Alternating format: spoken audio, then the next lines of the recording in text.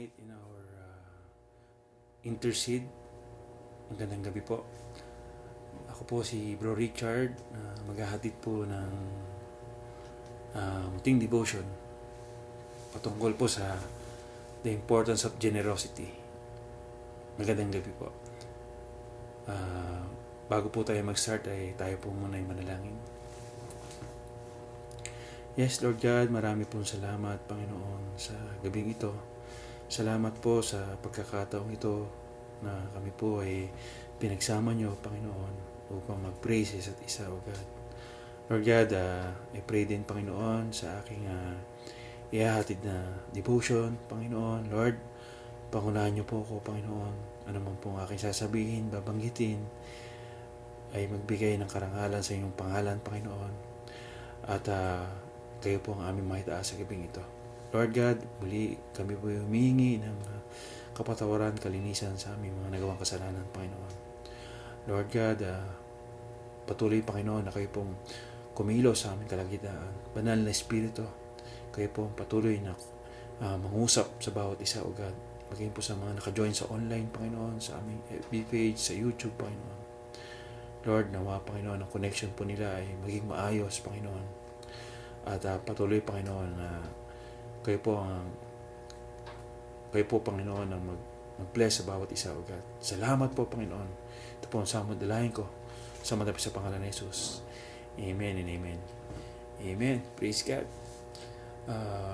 Last time po, kung naalala niyo po yung mga nagdaang Thursday night natin, patungkol po sa generosity, the importance of generosity. Amen.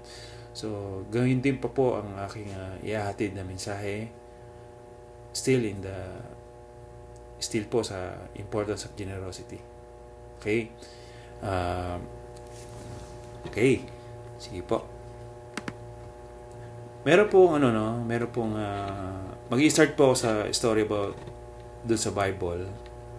Okay po? Kung meron po kayong Bible app or yung libro mismo ng Bible, samahan niyo po akong magbasa. Okay? Ito po yung kwento sa Bible about sa Mateo chapter 19 verse 16 hanggang 22. Basahin ko lang po. Basahin po natin sabay-sabay kung nandiyan po kayo. Amen? And someone came to him and said, "Teacher, what good thing shall I do that I may obtain eternal life?" And he said to him, sabi po ni Jesus, "Why are you asking me about what is good? There is only one who is good. But if you wish to enter into life, keep the commandments." Then he said to him, "Which one?" And Jesus said, "You shall not commit murder, you shall not commit adultery, you shall not steal, you shall not bear false witness, honor your father and mother, and you shall love neighbor as yourself." Continue po tayo sa verse 20. And the young man said to him, "All these things I have kept, but I am still lacking." Jesus said to him, "If you wish to be complete, go and sell your possession and give to the poor, and you will have treasure in heaven. And come, follow me." But when the young man heard this statement, he went away grieving, for he was one who owned much property. Sa kwentong ito, makita po natin na may isa pong binatang mayaman o ruler na nagtanong po sa Panginoong Hesus. Diba po, nakita niyo naman po kung paano niyo daw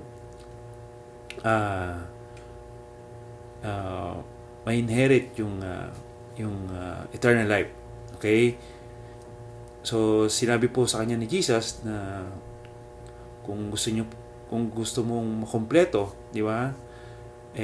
Sabi dito ibenta raw po yung kanyang kayamanan. At ang pangako ng Panginoon magkakaroon daw po siya ng kayamanan sa langit, di ba?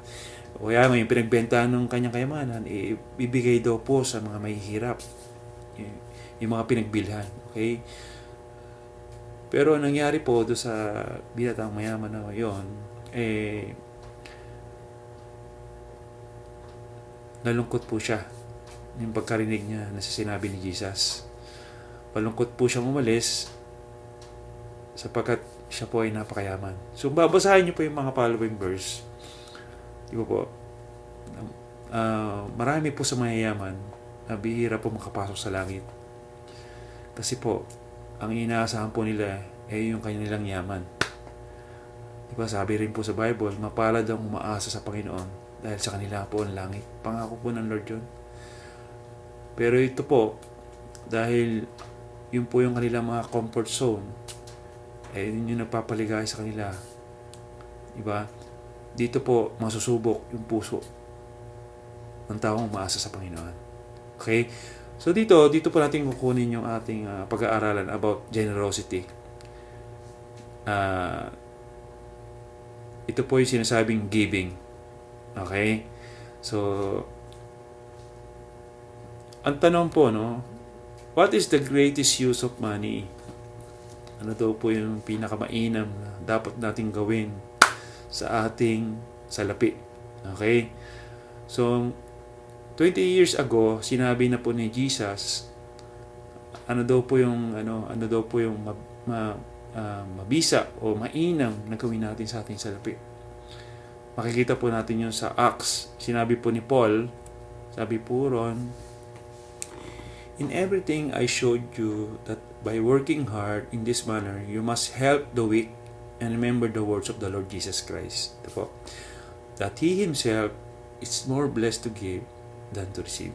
Marahil narinig po natin to. No? Ako po, nung bata pa, narinig ko lagi ito. It's better to give than to receive. Pero biblical po wala na sinabi ng Panginoong Hesus na mapalad daw po yung nagbibigay kaysa tumatanggap. Okay? So, yung greatest use of money is giving. Okay po? So, meron po tayong tatlong pag-uusapan o yung tatlong sub-points na pag-uusapan natin ngayon. So, giving, the greatest use of money. Unang-una, giving brings honor to God. Pangalawa, giving blesses others. And pangatlo, giving gain rewards. Okay? So, doon po tayo sa umpisa. Giving brings honor to God. Sabi po sa Psalm 24 verse 1, the earth is the Lord and all it contains, the world and those who dwell in it. So meaning, lahat po ng bagay dito sa mundong ito ay pag-aari po ng Panginoon. Kahit na po yung ating mga possession, kahit na po yung ating mga bahay at lupa, diba, kahit yung ating salapi, pag-aari po lahat ng Panginoon yan. Okay? So, okay? Sabi po rin sa Proverbs chapter 3, verse 9 to 10, sabi po rito, honor the Lord from your wealth and from the purse of your produce. Sabi po ron, marami pong paraan kung paano natin pararangalan ang ating Panginoon. Pero dito po sa verse ito, pinapakita rito, sa passage na ito, na specifically is from your wealth o yung from the purse of your produce. Sabi po, doon sa kung sinasabi po na parang agriculturally, yung di ba yung mga nagtatanim, di ba, yung mga naghahandog ng mga kanilang mga pananim, di ba? Pero dito sinasabi rito, sabi sa verse ito, kung paparangalan daw po natin ng Panginoon ayon sa ating mga wealth, di ba? So dito, yung first meaning po nun is yung ating best. Hindi po yung hindi po yung mga leftover. Okay? Hindi po yung tira-tira na sinasabi. Kundi yung best natin na ibigay yung parangal para sa ating Panginoon when it comes to wealth. Okay po? And sabi po rin, the word honor means that we give our best praise and greatest appreciation for who God is. Okay? So, doon po, sinasabi lang po rito sa verse 10, so your barns will be filled with plenty and your vats will overflow with new wine. Meaning that we cannot outkeep God. And patandaan po natin yung dalawa, no? We cannot outgive God, and He will take care of us. Okay? God is ultimate. God is our giver, ultimate giver, more than you ask for. Okay? So po siya po yung ating Diyos na papagbigay. Okay? Okay. Sunod po natin. Sabi po sa Old Testament, sa Malakay chapter 3 verse 8 to 10. Ito po yung accusation do sa mga tao, di ba? Sabi po rito, ito po yung commanded, and ito po yung under the Mosaic law na commanded din po sa Leviticus, Numbers, Deuteronomy. Okay? So sabi po rito, kung meron pong honoring from the Lord, meron din pong dishonoring na sinasabi. Okay? Meaning in dishonoring is yung nag-cheat, kunyari yung hindi ka nagbibigay ng not giving the Lord, di ba? Or yung nag-cheat ka sa may asawa ko, o nag-cheat ka sa iyong asawa, di ba? Dishonoring yun sa Panginoon. Or you're not honoring your parents, di ba? So dishonoring yun, di ba? So dito, mas makita po natin dito, sabi po sa verse 8, will a man rob God, yet you are robbing me, but you say, how have robbed you? Sabi po ron, in tithes and offering. So, tigil po tayo ron, no? In tithes, so when it comes to tithes, ano daw po meaning ng tithes? Tithe is a tenth, di ba? Yung tenth, o yung 1/10, okay? So dito sa kanilang case, ang tenth of their produce, di ba? Agriculturally, or a tenth of their money. So kasi po noon may mga na-circulate na po yung pera before, di ba? So yung mga gold, di ba? Yung mga coin, ganun, di ba? So dito, kung yung tithes guys, yung tenth, dito naman yung offering means is a voluntary gift, di ba? That are given for specific purposes. Okay? So yung mga offering, yun po yung ginagamit para to sa mga ginagamit sa mga dapat paggamitan, lalo sa simbahan, di ba?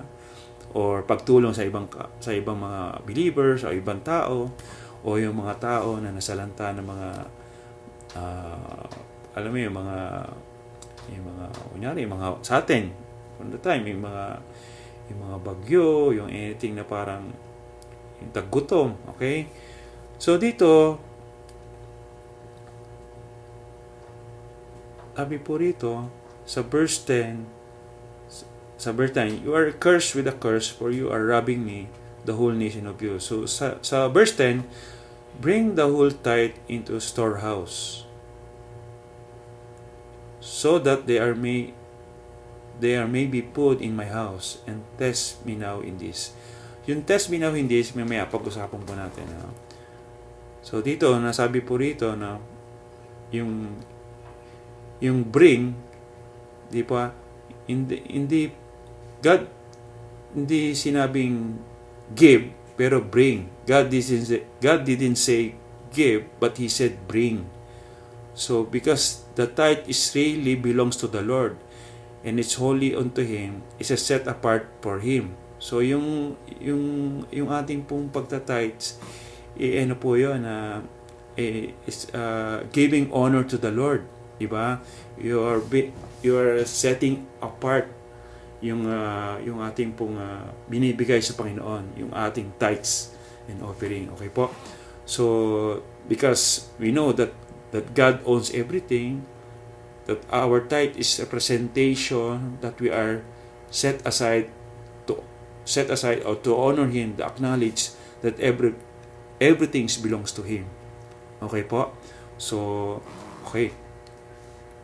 Sabi po rito, yung balik po tayo sa test me now in this.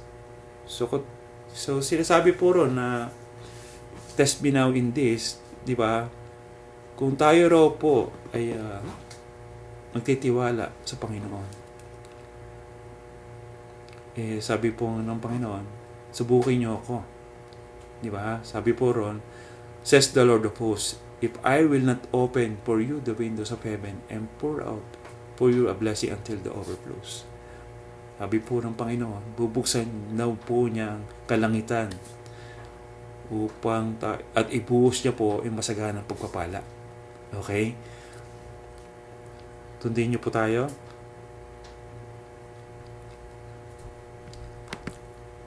Sabi po sa Matthew 23 verse 23, no? Ito po yung kausap niya po kausap ni Jesus, yung mga tao na still under the Mosaic law. Yung Mosaic law po, yung ibinigay ng law ng Diyos kay Moses. Okay? So sabi po sa verse 23, who to you, scribes and Pharisees, hypocrites, for you tithe mint and dill and cumin, and have neglected the weightier provision of the law, justice and mercy and faithfulness. But these are things you should have done without neglecting others. So yung panahon po ng sa Old Testament, sinabi po doon sa mga tao sa Israelites, kaya po binigay yung law na yon dahil ang mga tao before ay hindi po kung sa Tagalog yung tithes po ay ikapo. Hindi po sila nag-iikapo. Okay? So ito mga Pharisees, scribes, ito po yung dala-dala po rin nila yung Mosaic law. Diba? Kaya sinabi po ni Jesus sa kanila na meron po sila nakakalimutan. Diba? Sabi nga ron, sabi nga ni Jesus sa kanila, wag daw kaliligtaan yung mga ito na tamang gawin ninyo ang pagbibigay ng 10 bahagi. Okay? Ito po yung yung mga tao na under the Mosaic law. Okay? So tuloy po tayo. Kung tayo po, tanong po rito, are we still under the law? Ang tanong po, are we still under the law? Kung babasahin po natin yung mga verse na nandito, sabi po rito sa Romans chapter 6 verse 15, hindi na po tayo under the law, kundi under grace na po tayo. Kung tayo po ay tumanggap na, nakipag-covenant, nakipagkaisa na tayo sa Panginoong Hesus, we're under grace. Okay? Sabi po rito sa Romans chapter 7 verse 1 to 6, we may die to the law. Okay? Tapos yung Ephesians chapter 2 verse 15, by abolishing in His flesh the eternal enmity, which is the law of commandments contained in ordinance. Okay? So sabi sa Galatians chapter 3 verse 23 to 25, we are no longer under the tutor o yung law itself. Okay po? So Galatians chapter 2 verse 19, through the law I died to the law. Okay? So nung tayo po ay ang Panginoong Hesus ay napako sa krus, kasama po yun, yung law na ipinako sa krus. Okay? So tayo po bilang mananampalataya at nagkaroon po tayo ng personal na relasyon sa ating Panginoong Hesus, ay hindi na tayo under the law. So we are under grace. Okay po? Sabi po sa Hebrews chapter 8 verse 6, we have a better covenant. Yun po yung nakipag-isa na tayo sa ating Panginoong Hesus. Okay? Dito, sinasabi lang po rito, God is not saying that He removed any law, pero dahil po tayo nasa under grace, nagbago na yung ating motibo. Ang motibo po natin, di pa po, sabi po rito, ang kailangan magbago ay bakit daw po natin ginagawa yung ginagawa mo at ano ang motibo mo na bakit ginagawa mo ang dapat mong gawin. Okay po? Naiintindihan niyo po? Sabi po rito, hindi tinanggal yung inabolish kasi nung araw daw po yung Israelites ay nirebuke kasi sila po ay hindi na po nag-iika po. Sinabi ko nga po kanina. Kaya sa Malakay na kahit hindi na nabasa iyon, dahil tayo po ay nasa New Covenant na, ang mga tao before na naniniwala kay Jesus o tumangkap sa Kanya, hindi na po namumblema sa ika po dahil dahil hindi na po sila under the law, but under the grace. Okay? Kasi ganun na po nila binigang halaga yung good news na natanggap nila sa Panginoong Hesus. Okay? Kasi tayo po bilang mananampalataya, mahirap po magbigay pag hindi po natin naintindihan yung good news na natanggap natin about kay Jesus. Okay? At hindi po natin kaya magbigay without the help of the Holy Spirit. Okay? Kung lubos po natin naintindihan ang good news about Jesus, hindi na po percentage yung ating pag-uusapan doon, hindi na po 10%, kundi, sabi nga po, God loves a cheerful giver. Hindi na po tayo nagbabase sa 10% na sinasabi. Di ba? Because doon, yung before the Mosaic Law is wala ng free will. Okay? Tayo po, may free will tayo na kung anong ating ibibigay sa Panginoon. Okay? Hindi na po tayo nakabase sa 10%. Okay po? Okay. So, tuloy po tayo. Sabi po ron, because we are no longer under the law, sabi po sa Romans chapter 13 verse 8, he who loves fulfill the law. Okay?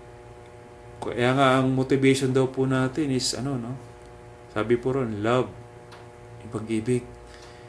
Kung paano daw natin minamahal ang Diyos, ganoon din po tayo magbigay sa Panginoon. Okay? Kasi ito po yung ating motivation is love. Okay?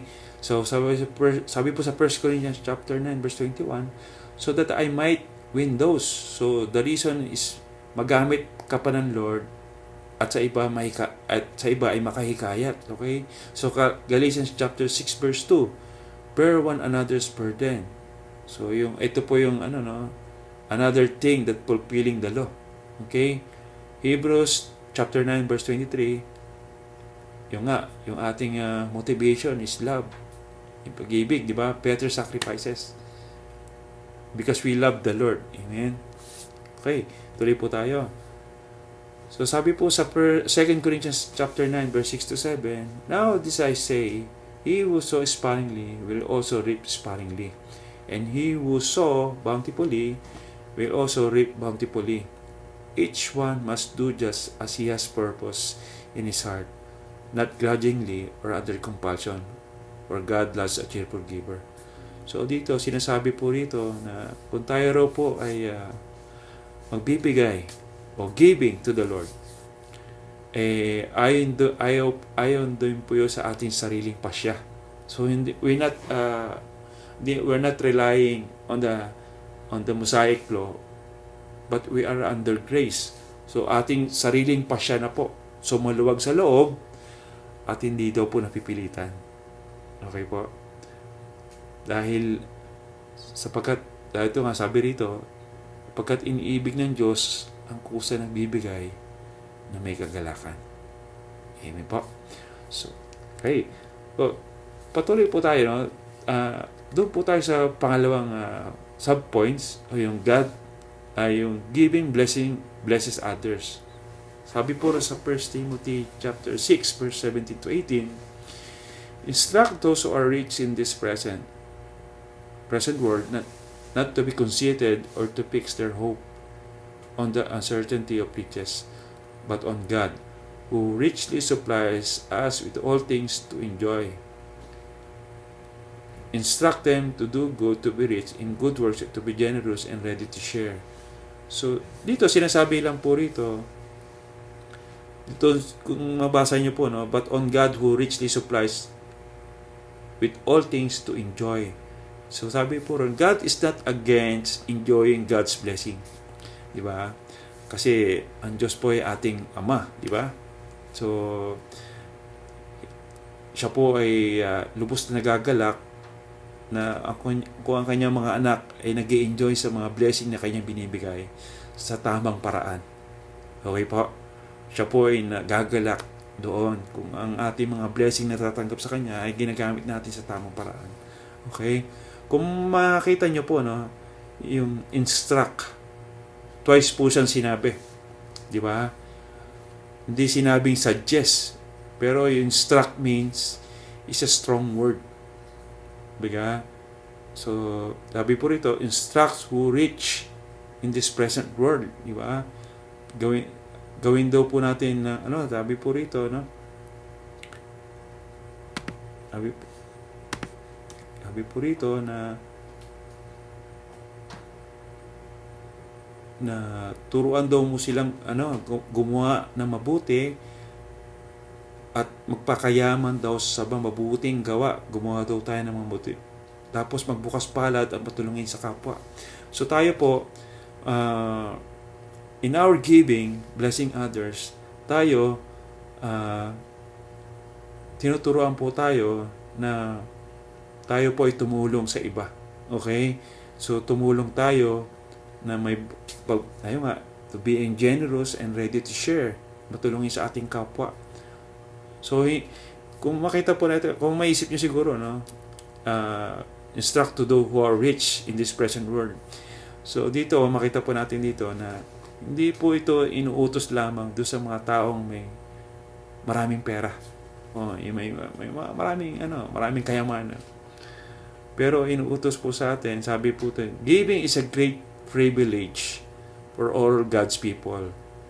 And also our spiritual discipline. Spiritual discipline po natin yon, to give and to help other people. Okay po? So tuloy po tayo. Dito po, no, sinasabi po sa Matthew chapter 25 verse 40, sabi po rito, the king will answer and say to them, truly I say to you, to the extent that you did it to one of these brothers and mine, even the last of them, you did it to me. Okay? So kung tayo po ay tumutulong sa iba, hindi man natin kapanalig o sa ibang tao na nangangailangan, ang iisipin mo na lang po sabi po rito, no, kung tutulong po tayo sa iba, ginagawa mo yun sa Diyos at hindi yun at hindi mo ginagawa yun sa iyong sarili. Pagka itinutulong mo yun at alam mo na ginagawa mo yun para sa Diyos, sabi niya, ginagawa mo yun alang-alang sa akin, sabi ng Panginoon. Okay? Kung tayo po itutulong sa ating kapwa, lalo-lalo na sa ating co-believers, you did it to me. Amen? Okay?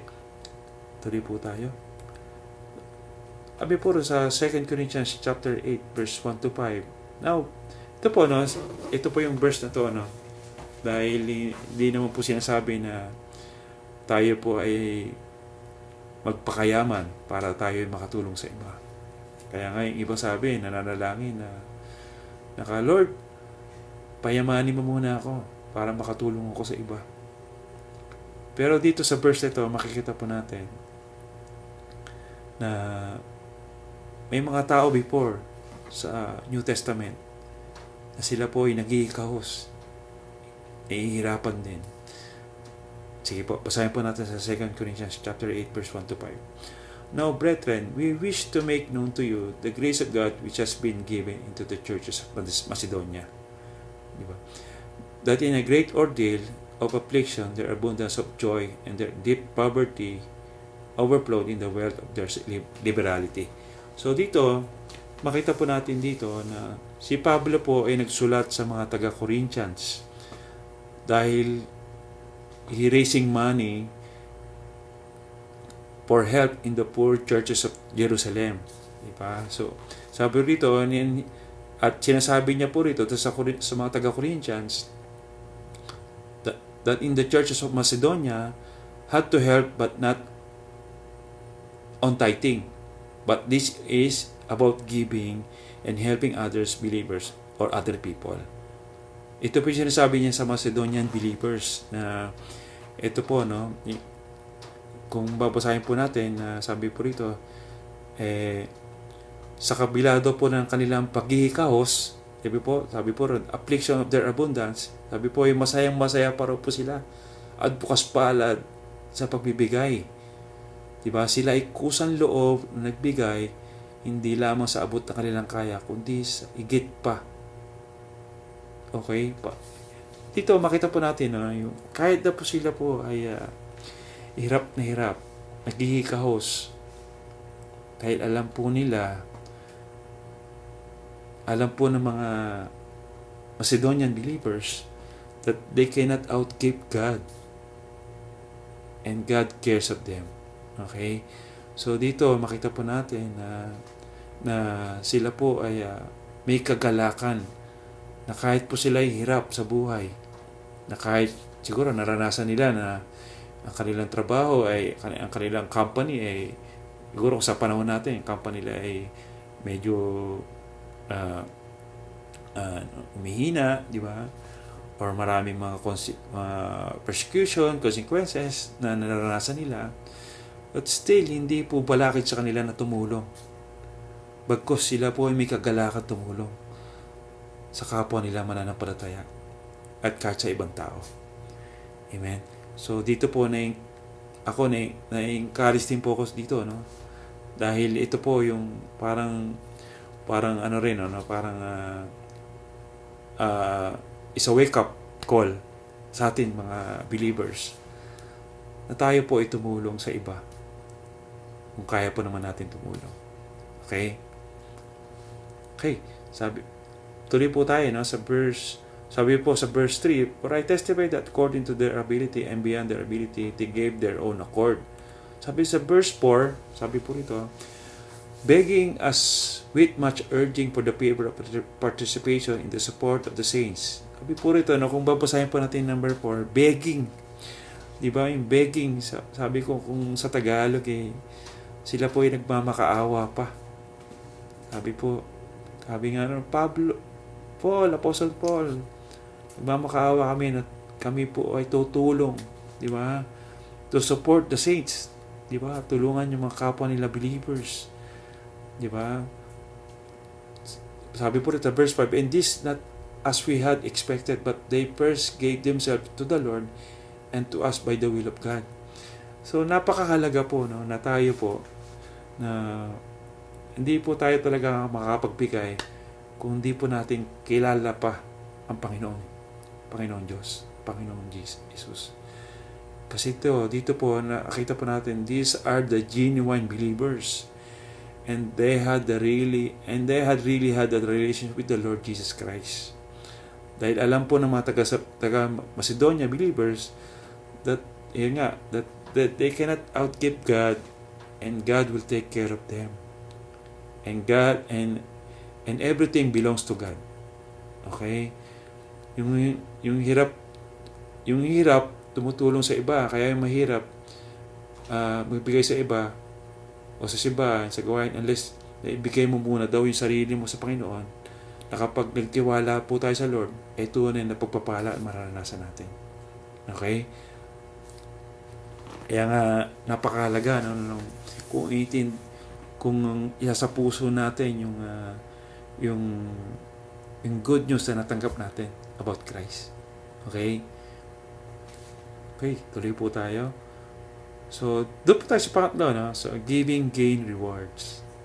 So, kanina, giving brings honor to God, giving bless to others, and yung pangatlo, giving gain rewards. Sabi po sa Luke chapter 6, verse 38, "Give and it will be given to you. They will pour into your lap a good measure, pressed down, shaken together, and running over. For by your standard of measure, it will be measured to you in return." So tayo po na nagbigay sa Panginoon. Sabi rito, magbigay kayo at kayo bibigyan ng Diyos. Kung sa Tagalog, gustong takal, siksik, liglig, at umaapaw pa ang ibibigay sa inyo, sapagkat ang panukat na ginagamit ninyo sa iba ay sa ring paggagamitin panukat sa inyo. Kung tayo po ay lubos ang ating pagtitiwala sa Panginoon, lubos ang ating kagalakan na magbigay sa Panginoon,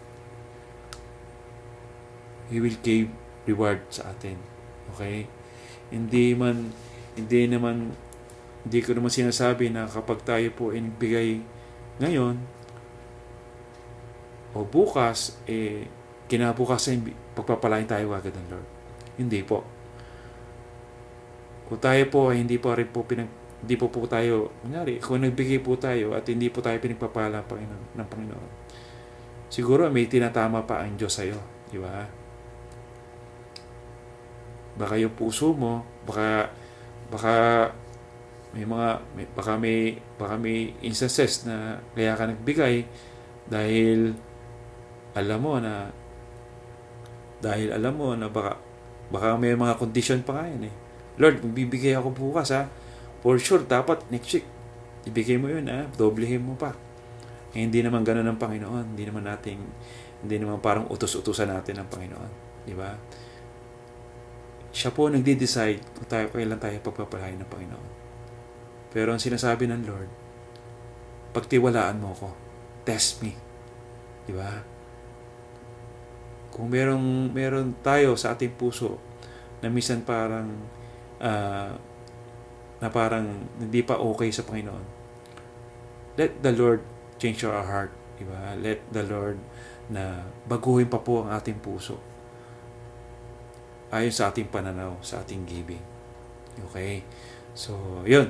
Sabi po ron, sa Malachi chapter 3 verse 11 to 12, then I will rebuke the devourer for you, so that it will not destroy the fruits of the ground, nor will your vine in the field cast its grapes, says the Lord of hosts. All the nation will call you blessed, for shall be delightful, says the Lord of hosts. Sabi po ng Panginoon, hindi na daw niya hayaan na masira yung mga pananim. Diba? At pangako po ng Panginoon yun, na pasasaganain daw po ang lahat na nagtitiwala sa Panginoon. Diba? Napakaganda. Hallelujah. Kasi, kung tayo po ay 100% na magtitiwala sa Panginoon, diba? Sabi niya, lahat daw po ng lahat sabi po rin, mas gugustuhin daw na manirahan daw yun sa lupain nyo, sabi ni Yahweh, na makapangyarihan sa lahat. Kasi nakikita ng Lord at pinagpapala ka ng Panginoon dahil ikaw ay nagtiwala sa Kanya at naging tapat ka sa Kanya. Diba? Kaya, it's a matter of the heart. Diba? Kung ang puso ay hindi tama, hayaan natin si Lord ang tumama sa ating puso. Okay? Huwag nating hayaan na yung sarili nating paraan na itatama ang ating puso.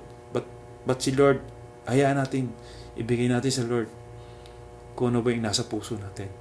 Okay? Okay po. Sabi po sa 2 Corinthians chapter 9 verse 6 to 7, ito po yung last na. Now this I say, he who sows sparingly will also reap sparingly. And who sow bountifully will also reap bountifully. Each one must do he has purpose in his heart, not grudgingly or under compulsion. For God loves a cheerful giver. So, yun So, sinasabi lang po rito na kung tayo ay kusa nagkakaloob sa Panginoon at may kagalakan, we will gain rewards. Pangako ng Panginoon niya. Amen po.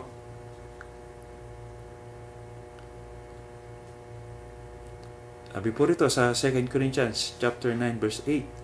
Sabi, and God is able to make all grace abound to you, so that always having all sufficiency in everything, you may have an abundance for every good deed.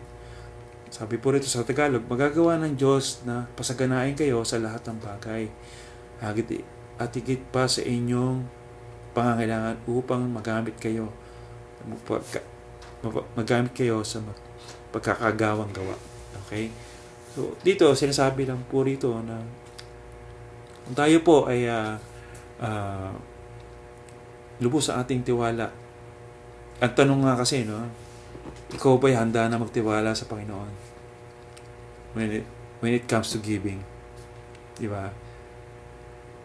Minsan sinasabi lang puro na actually hindi naman talaga kailangan ng Lord yung ating pera. Pero dito, sinusubok tayo when it terms of giving. Kaya nga kung makita nyo, no, doon sa mayaman kanina, mayamang ruler. Di ba? Siguro kung isipin natin, ginawa niya lahat yung part na parang do not commit adultery, di ba? Pero when it comes to giving, hindi niya kaya ibigay. Kasi doon siya komportable. Doon siya nag-i-enjoy. Yun yung kanyang comfort zone. Pero sinasabi ng Lord, go out with your comfort zone. Sabi, sell your possession and follow me. Diba?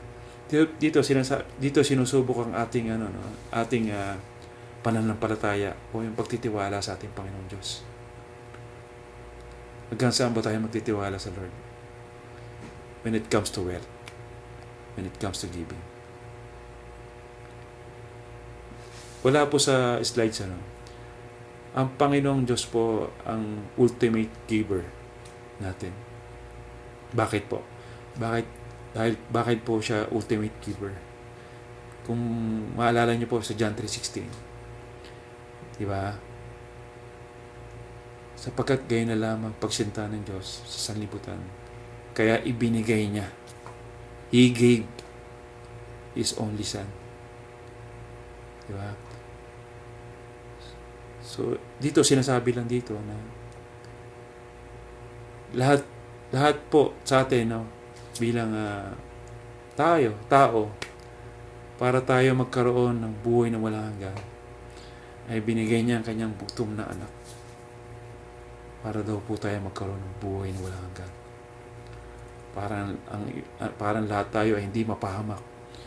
Yung pangako na lahat ay hindi mapahamak kundi magkaroon ng buhay na walang hanggan. Okay? So, dito, kung mabasa po natin yung una, first of all produce, di ba? Kung tayo po ay all our produce. Pero dito sinasabi, we cannot save ourselves.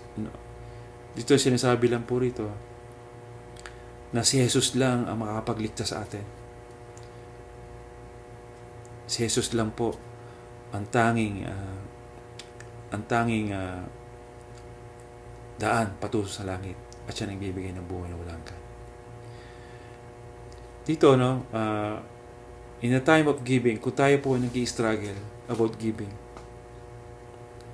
let ask the Lord. Ask the Lord to correct or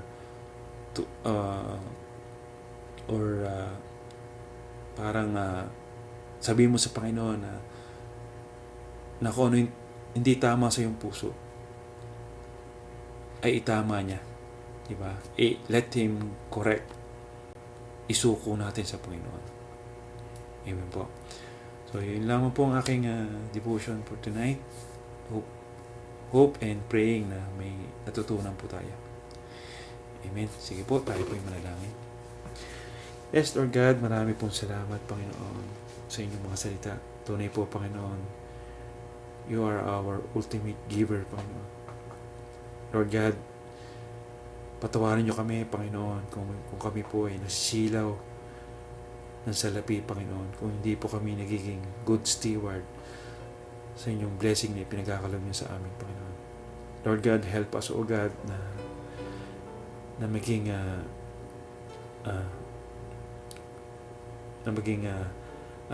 right in your presence, Panginoon, lalo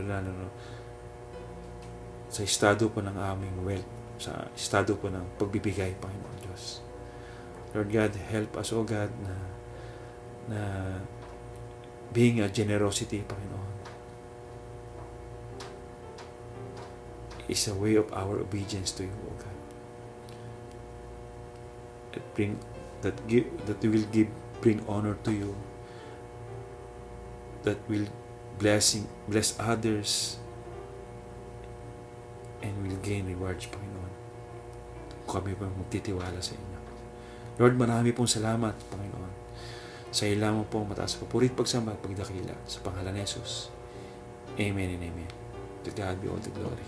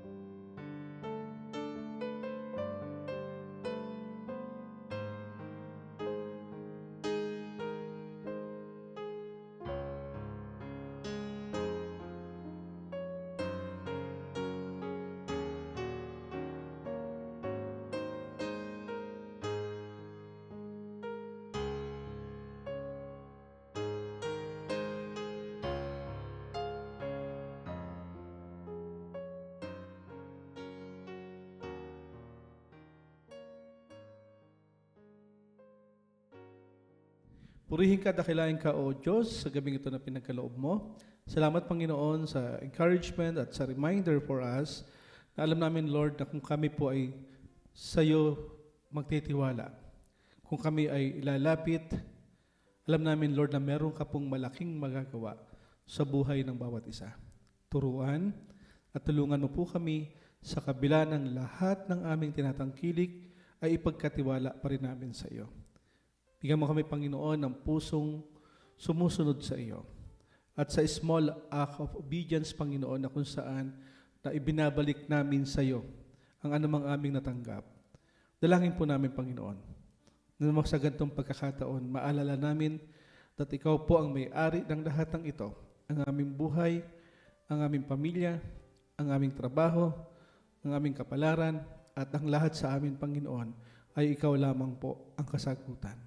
Salamat, Panginoon, sa gabing ito. Sa iyo pong lahat ng papuri, lahat ng pasasalamat, at sa mga kapatid namin na pauwi po mula sa simbahang ito ay patuloy mo po silang ingatan. Sa mga kapatid namin na hindi nakasama, Lord, abutin mo rin, Panginoon, ang kanilang mga panalangin. At sa may mga kadahilan ng Panginoon na hindi po sila nakakatugon sa mga ganitong pagkakataon, Lord, bigyan mo po sila ng hunger and thirst to know you more.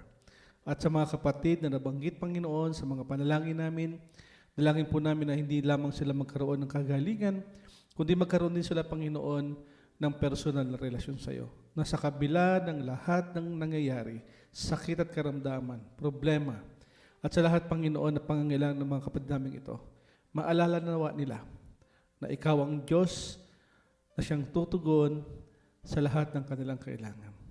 Ito po aming dalangin sa iyo pong lahat ng papuri sa pangalan ni Jesus. Amen. Maraming salamat.